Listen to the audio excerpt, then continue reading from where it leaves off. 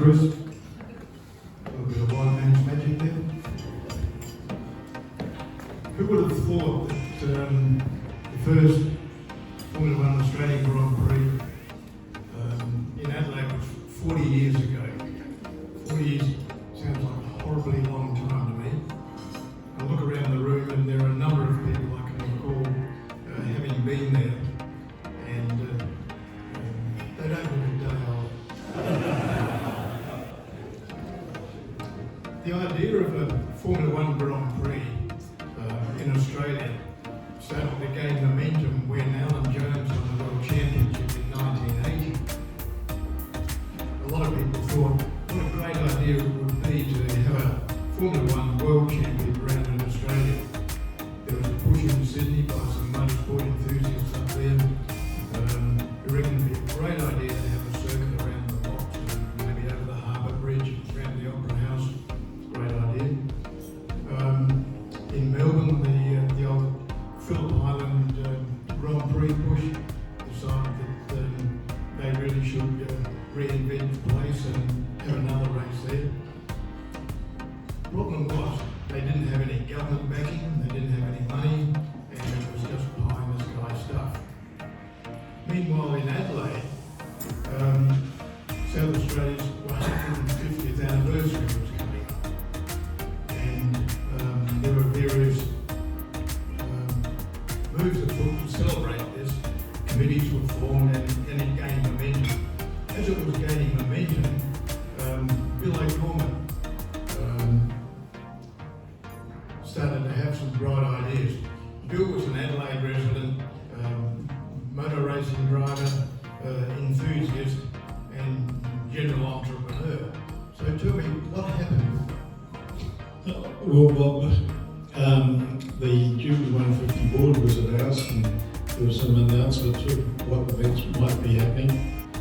So having driven around the Adelaide streets for many years, thinking how good they were, it would be a perfect spot for a Formula One Grand Prix. Because Monaco was good, and in America there was a few street races and Bernie was liking them. So consequently I spoke to Wendy Chapman, who was then an alderman. She said, write to the Premier. So I wrote to the Premier, gave her a look at the draft, and she made sure that I correctly put your obedient servant, sir. Being an only child, I didn't know what the word obedient meant. So then I sent it to John Babin. John, then just into early 1983, I got a letter from Kim Benithan saying that the Premier had sent it on. And then I got a phone call from John Mitchell. John Mitchell was working for the Jubilee 150 and called me into the office in Victoria Square and basically said, you're the chairman for the Grand Prix for Adelaide Committee. I said, oh my God, what was done? Then, having known Jack Brabham and Alan and being involved in motorsport and just thinking that they could possibly have helped us with Bernie Eccleston, which they did, and consequently in May 1984, after a lot of backwards and forwards to UK and to Bernie's office, but the good part about it, we always had the backing of the South Australian government, the Jubilee 150 statutory body, and I don't think if we had that statutory body we would have got it anywhere, because it was everything has been private. So basically in 84, Mal, myself and Bruce Dinham met with Bernie in London, and basically it was a very interesting meeting, but Mal made the comment that really got Bernie. Mr. Hemmerling, I'm in the position to offer you a government guarantee.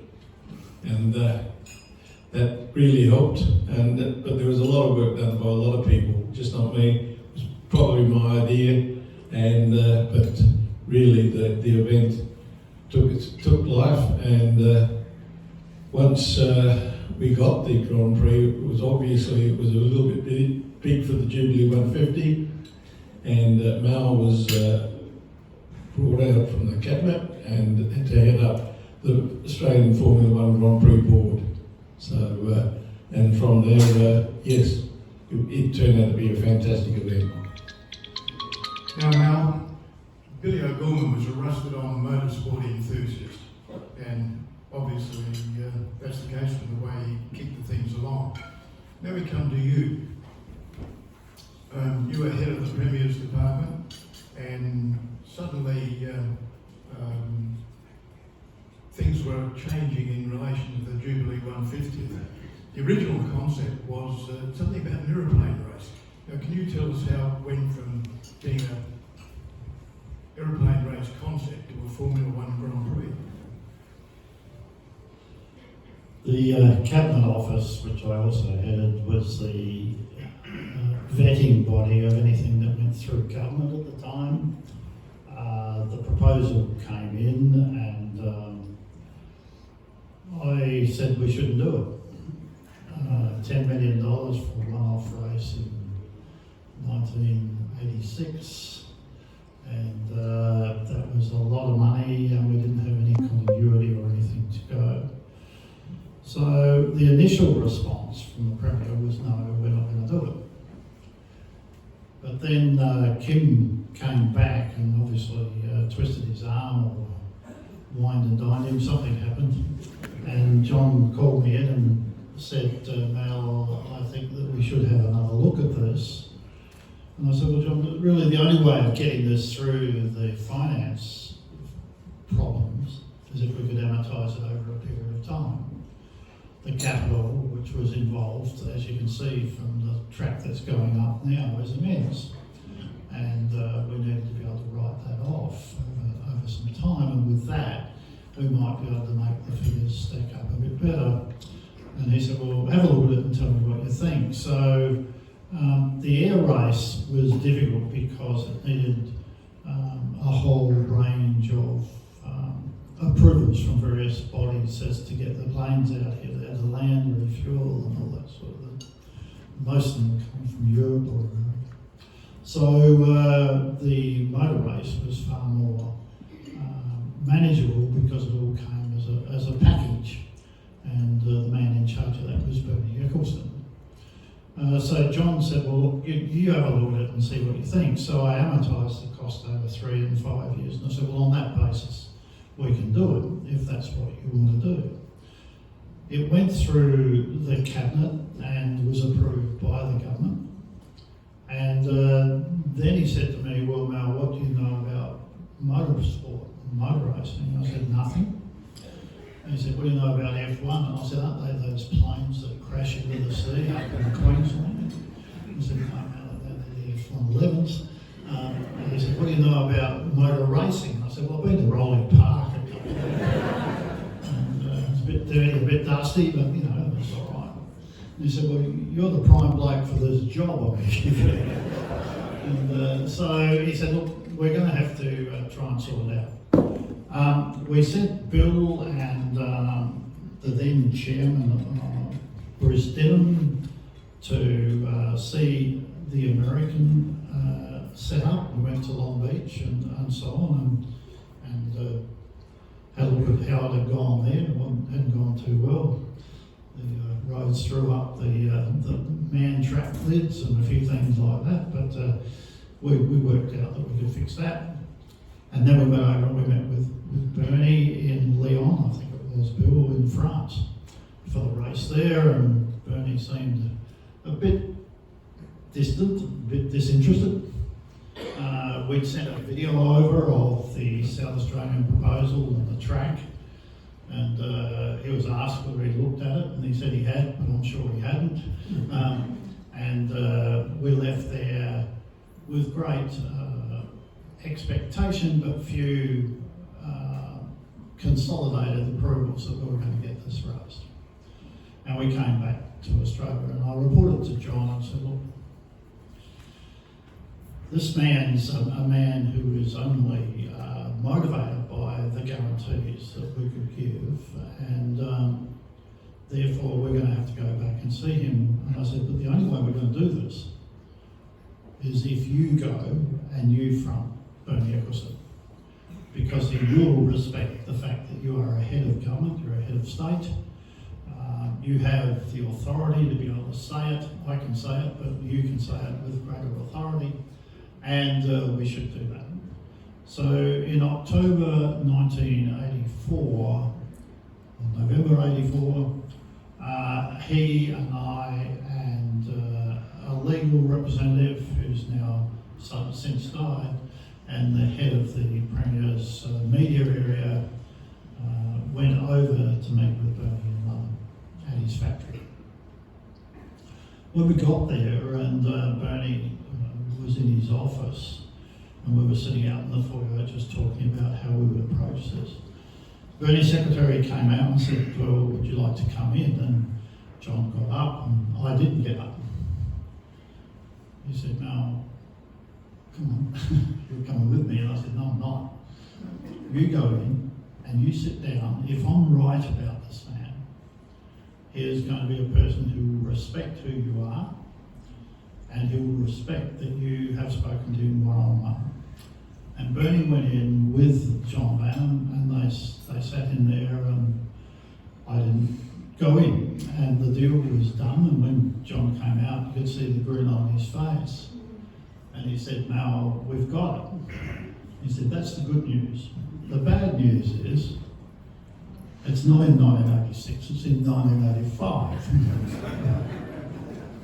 I said, shit, John, that's only 10 or 11 months away. What do you mean 85?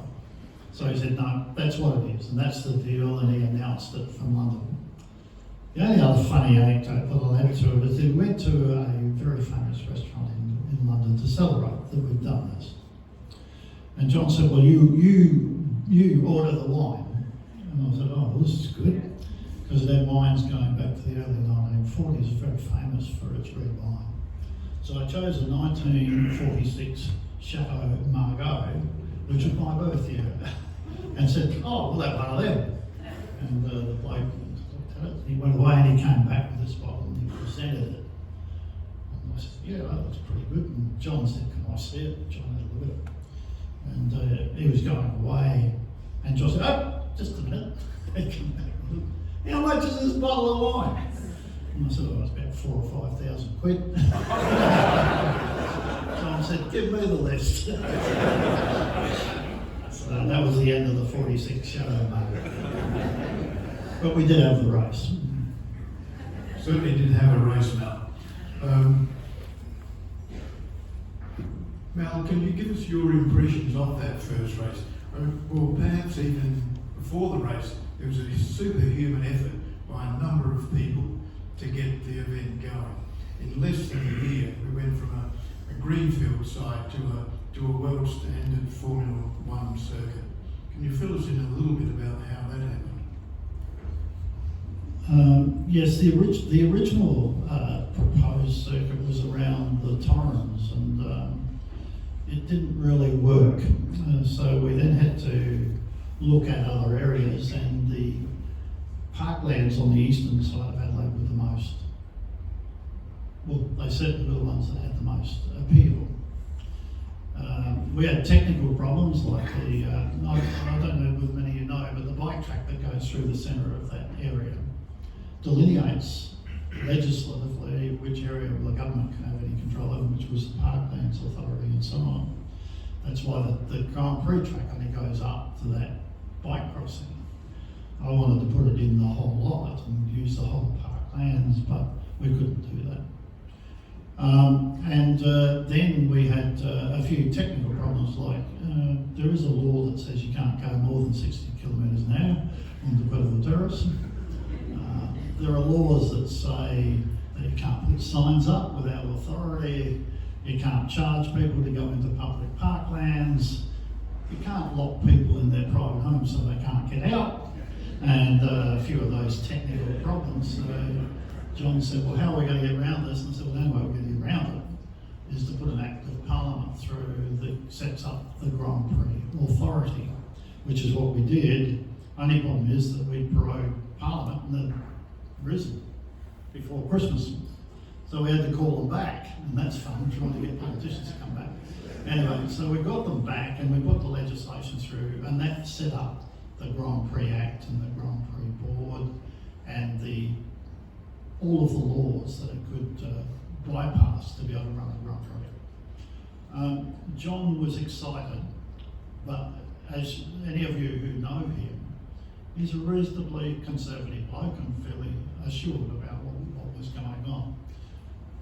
He then said to me, because I said, I've got to set up this organisation, so I've got to start hiring a CEO and a few other people around. And he looked at me and he said, now, what is the possibility of putting you in as the interim CEO for the first Grand Prix? And I said, well, that's a bit hard. I am the head of premiers and head of cabinet, and how am I going to do both? And he said, well, I'm going to relieve you of the premier side of it and put you in as the interim CEO.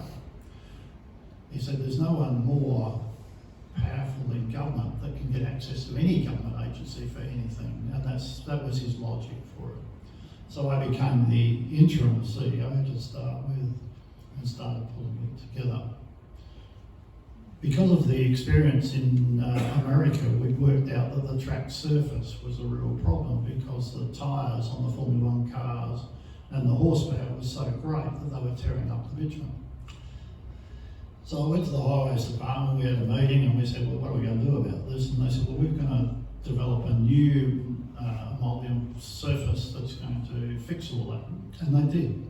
You know, to their credit, the Highways Department of South Australia developed the track surface that even to this day hasn't broken up and is now used fairly consistently around the world.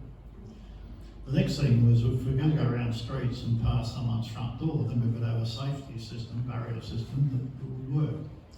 So we went to Humes and others, and we actually developed the crash barriers, which interlink and will take incredible forces to be able to even move them, let alone go through them. And that's track safety system is now used around the world as well. We then had communication systems that had to go all the way around the track for the marshals and the officials, which was laid around under the roads. Telstra helped us with a whole lot of communication systems and so on. And the embryo of what was necessary to build the circuit was starting to come together, the temporary pit buildings. The Adelaide City Council, whilst it supported the event, did not support permanent buildings being left in the parklands. So it had to be taken up and taken down. So to design a system where that would happen was really amazing. And I'm not just talking about the pit buildings, I'm talking about grandstands. There weren't enough, so we had to have others developed. We had a hospital built inside the circuit, which was an adjunct to the Royal Adelaide Hospital. And we had a whole range of curbings that were developed in South Australia. The television was amazing. I don't know whether you realise, but the television won Best Televised Grand Prix, certainly 10, and I think probably the 11th out of 11 races that we ran. And they were purely amazing. Cameras in the ground, cameras in the barriers. I remember standing with David Hill at the first briefing of the television crews for the Grand Prix race. And the cameraman was starting to get a bit worried. These cars are doing 200-300 kilometres an hour. And David Hill looked at them all and he said straight to their face, if you can follow a cricket ball out of Dennis Lilly's hand, down to the bat, and then off the bat and over the boundary, you can follow a Formula 1 car. And that was his response. And even to this day, it was the best televised Grand Prix in the world. So, you know, it was an effort of immense commitment to make sure that first race was going to be successful, that it was going to be run to the highest standards because we're in the streets and so on. The last thing I'll just mention is a lot of the people that are in this room. one of the things that we needed to do, because only 15% of the population, when I was in the premise farm, I did all the stats, only 15% of the population followed motorsport, particularly Formula One. And I thought, well, how are we going to get all the people who are not motor racing people to actually want to come to the event? So I set up this group of people, which I call the MAD group, Kim Oranger, Ian Cox, a couple of others. And we shut ourselves in a room for a day and we brain dumped on what this event could be. How could we make this event something really spectacular? Not only for men, but also for women. And the whole concept of a multi-event was bred out of those meetings. The things like the Ladies' Day, the rally with John Blandon, the support races that were put on the track. All of these things came out of that group about these are all the possibilities. Now the 100 ideas, we consolidated it down to what you saw on the first day. So it's a team effort. As I said right at the start, I knew nothing about motorsport, about motor racing. Still don't today. I rely on my son to tell me what's going on. But you know, it wasn't about just the race. It was about Adelaide and how we displayed ourselves to the rest of the world over the Grand Prix week that we had. And the history will show that we did that pretty well. Thanks very much, Mal. Well, Bill, the Adelaide Grand Prix set the gold standard for Formula One racing around the world, both in organisation, support events, television, in many, many ways. Now, Billy, what do you think the lasting legacy is of that race and the 11 years that we had it here? I think going back in '85, we were a bit of a backwater. You'd go overseas and say you're from Adelaide, where's that? So consequently, I thought if we can get worldwide television to 44 countries at 2 o'clock on the 3rd of November, a lot of people would know where we are in the world. So I think what I see now is the Santos and all these fantastic events here in South Australia is a bit of a legacy from the first Formula One Grand Prix. You know, I just it's just lovely that 40 years later we're still talking about it. Thanks very much, Bill, and thanks very much for making the effort to come here today. We know that you live in New South Wales now, so it's very kind if you do come over and make the effort to join us. And Mal, thanks very much indeed for your insights into what was a fabulous period in our history. Thank you. All those suspicious of hands that are in the air. Can I just ask one question? I thought I heard something back in the day that in other Grand Prix they didn't have anything but a Formula One race. That's correct. That's right. Yeah. And you know, Bernie, in terms of talking to him about the other support events that were on the track, was worried about the residue that they would leave on the track for the Formula One event. I said to him, well, my experts tell me that that'll be fine. You may remember that we did have one incident in the pit straight where we had to clean up the track. But that was the only one that I can recall where it was at all interfering with the Formula One race. Except for the rain, which caused us to have the shortest race in the history of Formula One, but other than that, we did pretty well. My understanding was when we had a Group N race, I think, Group N, that all the Formula One mechanics were all on the wall watching the Cortinas and the Minis and everything else going past. That's correct. And, you know, we're here today to celebrate 40 years with John Blandon's thoughts about what should support the Grand Prix. And John was an integral part of our planning for what we would do with all the things that all of you are passionate about, and that is the collection of cars that would come from Sydney and Melbourne and elsewhere and congregate on Adelaide for the Grand Prix. John was a passionate man, I can use those words, and he really wanted this thing to be a display of motor history over a period of time around the Formula One event. And to his credit, right from the very first one, it had become an integral part of our race. And everybody who had the opportunity to come over in that support is a credit to them too, and a credit to many of you in this room today, because you made that part of the Grand Prix as much as the Grand Prix ball, with all the ladies and the glamour and everything else. And then Ladies' Day on the track. I've never seen 200 women look so beautiful when they arrived and look so shabby when they left. But it was a great event and great support. I think another interesting, it was a touring car race at AIR, so we invited some of the drivers like Peter Brock and all the rest of it and said, would you like a Group A race? Brocky said to me, sure would. It's the only way I'm going to get a pit pass. Yes. Al, can I just ask, the Grand Prix was always supported by an air event, one description or another.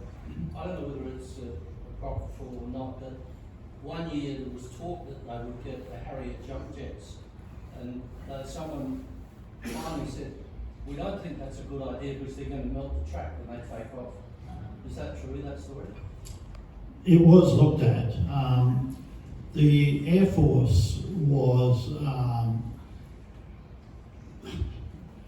be careful how I say this, the Air Force was a demonstration of the sheer might and power of that extreme other end of the horsepower category. And when they came over and said they were going to do a dry run, I said, well, how dry is this going to be? And they said, oh, we'll just line ourselves up. We've got to work out exactly where we're going to come in over Mount Lofty and go over everything. We'll sort it out. And I said, okay, well, just as long as we abide by the air regulations, which is no less than 1,000 feet and no more than about 400, 500 kilometres an hour. Well, I don't think they told the pilot that.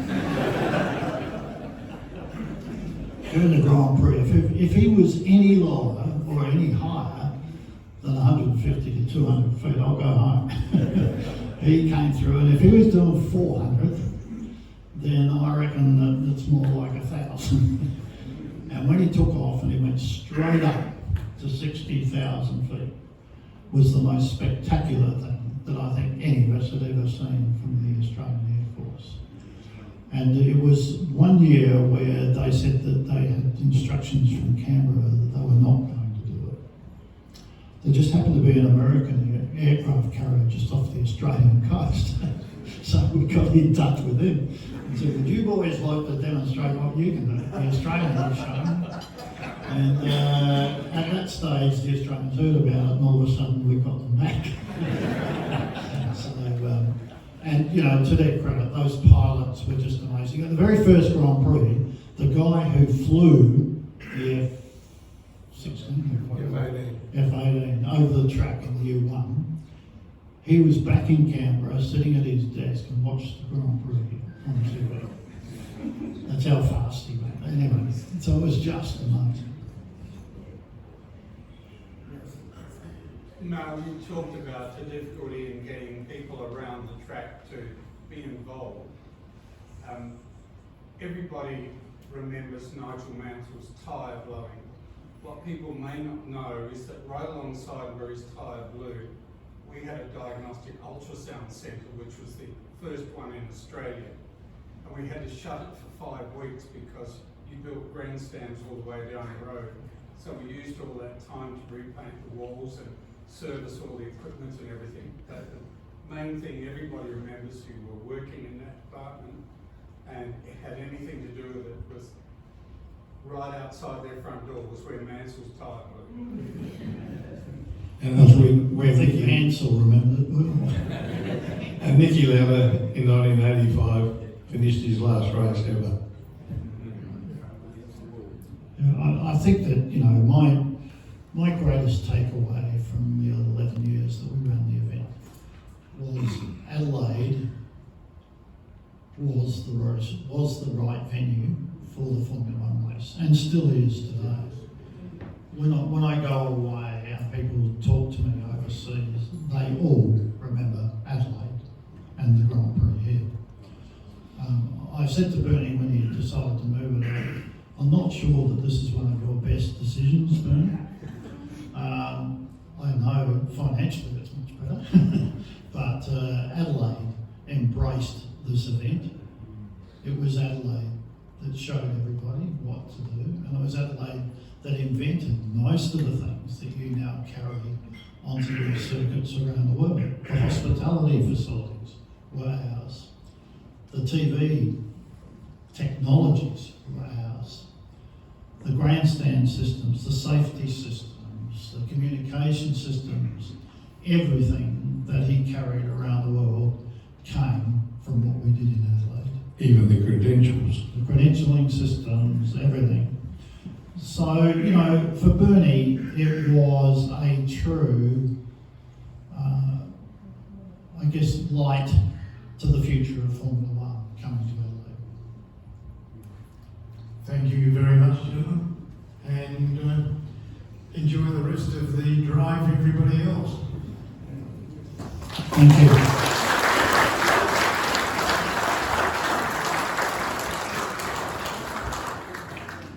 Thank you very much, Bob and Bill and Mal. Got a small gift for you here, and I'll just say a few words before we go. Mal mentioned John Blandon, and the fact that we gather here every year for this event, or gather at Victoria Park, is a testament to the event that he put together back in that first Grand Prix. So obviously we all remember that event, and our thanks to John and the family for keeping that memory alive. Thank you, everybody.